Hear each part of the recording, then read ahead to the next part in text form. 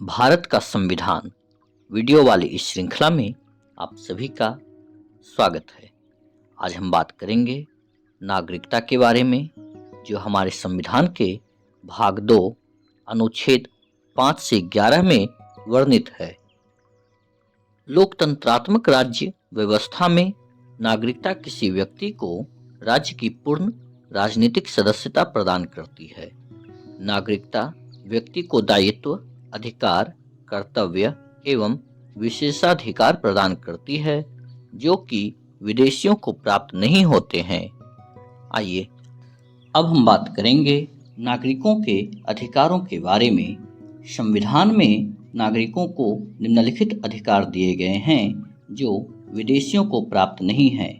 पहला, संविधान के अनुच्छेद 15, 16, 19, 29 एवं 30 द्वारा प्रदत्त मूल अधिकार। दूसरा, केवल भारतीय नागरिक ही कुछ पद धारण कर सकते हैं, जैसे राष्ट्रपति, उपराष्ट्रपति, उच्चतम एवं उच्च न्यायालय के न्यायाधीश, महान्यायवादी, राज्यपाल, महाधिवक्ता। तीसरा, केवल नागरिकों को ही लोकसभा एवं राज्य विधानसभाओं के लिए मतदान करने का अधिकार है। अब हम बात करेंगे भारतीय नागरिकता हेतु प्रावधानों के बारे में। अनुच्छेद 5 संविधान के प्रारंभ पर नागरिकता। निम्नलिखित व्यक्ति 26 जनवरी 1950 को भारत के नागरिक बन गए।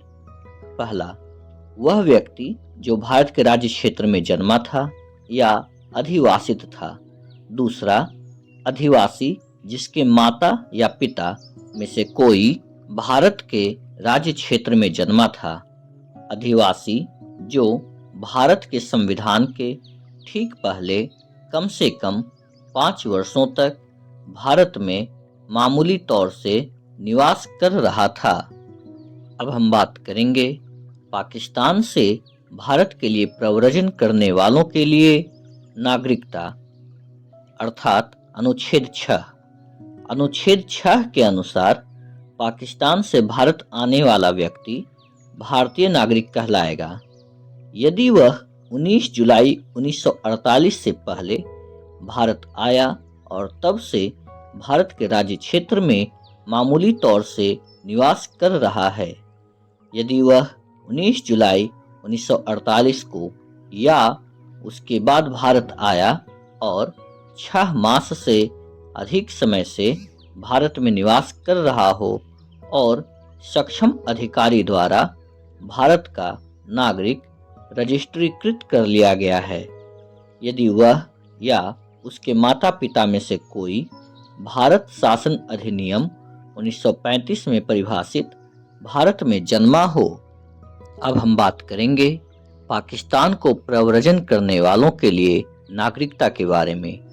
अनुच्छेद 7 के अनुसार यदि कोई व्यक्ति 1 मार्च 1947 के पश्चात भारत से पाकिस्तान के लिए प्रव्रजन किया तो उसे भारत का नागरिक नहीं माना जाएगा। अनुच्छेद 8 रोजगार, विवाह और शिक्षा के प्रयोजनों के लिए भारत से बाहर रहने वाले भारतीय मूल के लोगों के अधिकारों से संबंधित है।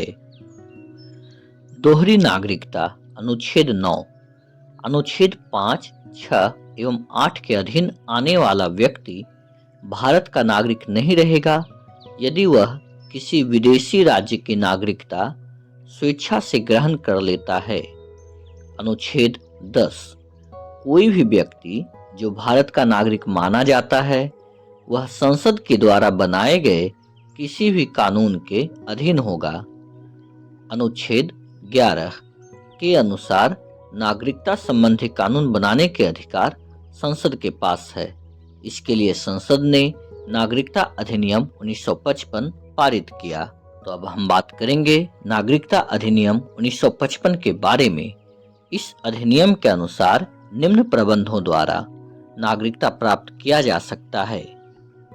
पहला, जन्म से नागरिकता।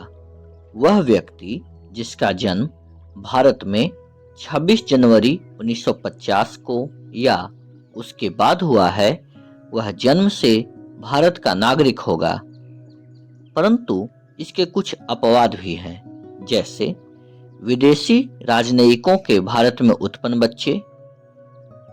दूसरा, शत्रुओं के अधीन भारत के किसी भाग में उत्पन्न बच्चे, ये भारत के नागरिक नहीं कहलाएंगे। इसके बाद वंशानुगत द्वारा नागरिकता। 26 जनवरी 1950 या उसके बाद भारत के बाहर जन्म लेने वाला बच्चा वंशानुक्रम से भारत का नागरिक होगा यदि उसके माता या पिता में से कोई उसके जन्म के समय भारत का नागरिक था।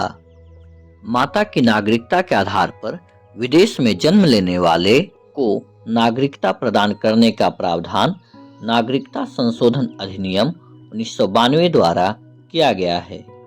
तीसरा, रजिस्ट्रीकरण या पंजीकरण द्वारा नागरिकता।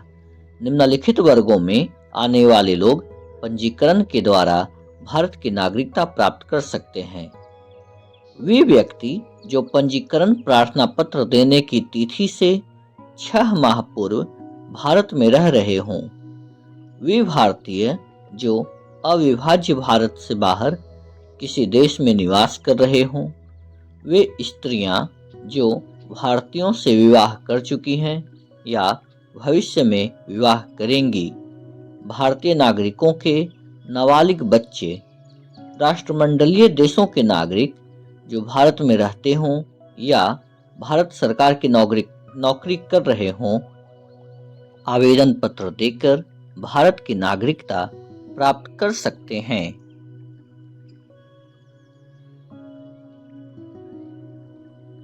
चौथा, देशीयकरण द्वारा नागरिकता। जब किसी विदेशी का देशीयकरण के लिए आवेदन भारत सरकार द्वारा मंजूर कर लिया जाता है तो वह भारत का नागरिक बन जाता है। पांचवा, भूमि विस्तार द्वारा नागरिकता। यदि कोई राज्य क्षेत्र भारत में मिल जाता है तो सरकार यह निर्दिष्ट करेगी कि उस राज्य क्षेत्र के कौन से व्यक्ति भारतीय नागरिक हो जाएंगे। अब हम बात करेंगे भारतीय नागरिकता संशोधन अधिनियम 1986 के बारे में। इस अधिनियम के आधार पर भारतीय नागरिकता अधिनियम 1955 में निम्न संशोधन किए गए हैं। पहला, अब भारत में जन्मे केवल उस व्यक्ति को ही नागरिकता प्रदान की जाएगी जिसके माता पिता में से एक भारत के नागरिक हों। दूसरा, जो व्यक्ति पंजीकरण के माध्यम से भारतीय नागरिकता प्राप्त करना चाहते हैं उन्हें अब कम से कम 5 वर्षों तक भारत में निवास करना होगा। पहले यह अवधि 6 माह थी। तीसरा, देशीयकरण द्वारा नागरिकता तभी प्रदान की जाएगी जबकि संबंधित व्यक्ति कम से कम 10 वर्षों तक भारत में रह चुका हो। पहले यह अवधि 5 वर्ष थी। नागरिकता संशोधन अधिनियम 1986 जम्मू कश्मीर व असम सहित भारत के सभी राज्यों पर लागू होगा। अब हम बात करेंगे भारतीय नागरिकता की समाप्ति के बारे में। नागरिकता 3 प्रकार से समाप्त हो सकती है। पहला, परित्याग। कोई व्यक्ति जो किसी अन्य देश की नागरिकता प्राप्त करना चाहता है वह स्वैच्छिक रूप से भारत की नागरिकता का परित्याग कर सकता है। दूसरा, पर्यवसान। जब कोई भारतीय व्यक्ति अन्य देश की नागरिकता प्राप्त करता है तब वह भारत का नागरिक नहीं रह जाता है। तीसरा, वंचित करना। यदि किसी व्यक्ति ने कपट से भारत की नागरिकता अर्जित की है या राष्ट्र विरोधी कार्य किया है तब उसे नागरिकता से वंचित किया जा सकता है। अब हम बात करेंगे एकल नागरिकता के बारे में। एकल नागरिकता क्या है? पूरे भारत के लिए केवल एक नागरिकता है। राज्यों की अपनी अलग नागरिकता नहीं है। भारत में किसी एक राज्य में निवास करने वाले व्यक्ति को वही अधिकार प्राप्त हैं जो किसी अन्य राज्य में निवास करने वाले भारतीय को हैं। यहाँ मैं आपको बता दूं, अमेरिका और स्विट्जरलैंड में दोहरी नागरिकता है, अर्थात वहाँ राष्ट्रीय एवं राज्यों की नागरिकता अलग अलग है। अब हम बात करेंगे नागरिकता संशोधन विधेयक 2019 के बारे में। नागरिकता संशोधन विधेयक 2019 द्वारा नागरिकता अधिनियम में संशोधन किया गया, जिसे संसद ने 11 दिसंबर 2019 को पारित किया और 12 दिसंबर 2019 को राष्ट्रपति की स्वीकृति मिली। संशोधित अधिनियम अफगानिस्तान, बांग्लादेश और पाकिस्तान के 6 धार्मिक समुदायों हिंदू, सिख, बौद्ध, जैन, पारसी और ईसाई अवैध विदेशी प्रवासियों को भारतीय नागरिकता के योग्य बनाता है। यह उन लोगों पर लागू होगा जो अपने अपने देशों में धर्म के आधार पर प्रताड़ना के कारण या ऐसी प्रताड़ना के भय से भारत में शरण लिए हुए हैं और 31 दिसंबर 2014 से पहले भारत में प्रवेश कर चुके हैं।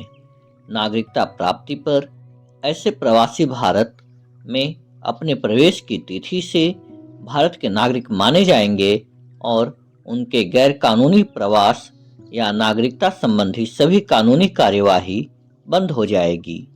अधिनियम की तीसरी अनुसूची को संशोधित कर तीनों देशों के वर्णित समुदायों के आवेदकों को सहजीकरण द्वारा नागरिकता के योग्य माना गया है, यदि वे भारत में 5 वर्ष तक अपना निवास साबित कर सकें। इसके पहले इसके लिए 11 वर्ष की अनिवार्यता थी।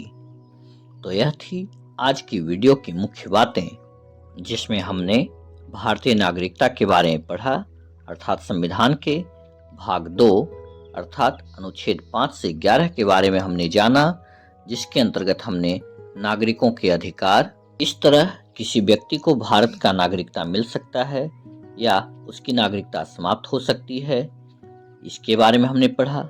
साथ ही हमने दोहरी नागरिकता के बारे में पढ़ा, नागरिकता अधिनियम 1955 के बारे में पढ़ा, नागरिकता संशोधन अधिनियम 1986 के बारे में पढ़ा, इसके बाद एकल नागरिकता और अंत में हमने नागरिकता संशोधन विधेयक 2019 के बारे में पढ़ा। तो मुझे उम्मीद है आपको यह वीडियो अवश्य ही पसंद आएगी। इस वीडियो को लाइक करें, इस पर अपने सुझाव दें, इसे शेयर करें तथा चैनल को अवश्य ही सब्सक्राइब करें। हम आपसे फिर मिलेंगे एक नई वीडियो में एक नई जानकारी के साथ। तब तक के लिए धन्यवाद।